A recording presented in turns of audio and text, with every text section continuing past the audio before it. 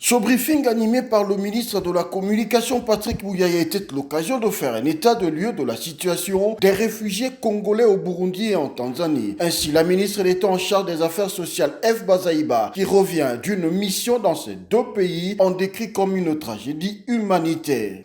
Nous devons dire que c'est une tragédie humaine, c'est une désolation.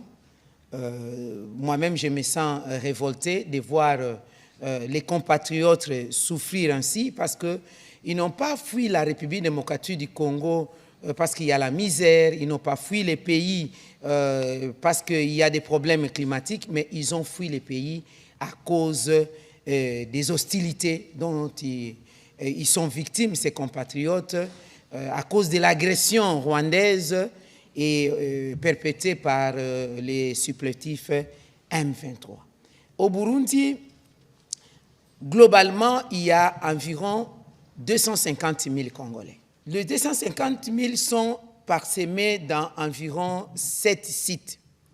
Et le gros lot se trouve dans les sites de Bousouma, où vous avez 67 000 compatriotes, dont 30 000 enfants à peu près, et 2200 enfants, selon les statistiques que nous avons, non accompagnés, qui ne connaissent même pas d'où ils viennent, des petits-enfants allant de 3 à 14 ans. Au regard de cette situation, le gouvernement congolais a bravé le droit international humanitaire pour apporter de l'aide à ses compatriotes dans ces pays.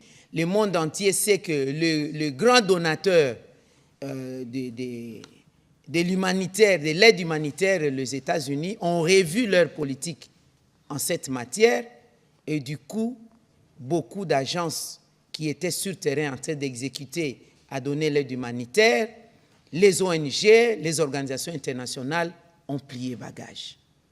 Et les poids se retrouvent maintenant au niveau des pays d'accueil. Le Burundi avait lancé l'appel, vous le savez, et au Burundi, à ces jours, en tout cas ça ne vient pas de moi, le HCR qui est là est témoin, la RDC se trouve être le premier donateur. Et c'est un devoir pour nous, parce que ce sont nos compatriotes, quand bien même nous avons là dérogé à la règle. Car par principe, en droit humanitaire international, le pays d'origine n'intervient pas directement envers ses ressortissants quand ils ont le statut de réfugiés. Cette situation causée par les velléités expansionnistes de Kigali en RDC rappelle le pouvoir de Kinshasa, son rôle de sécuriser sa population.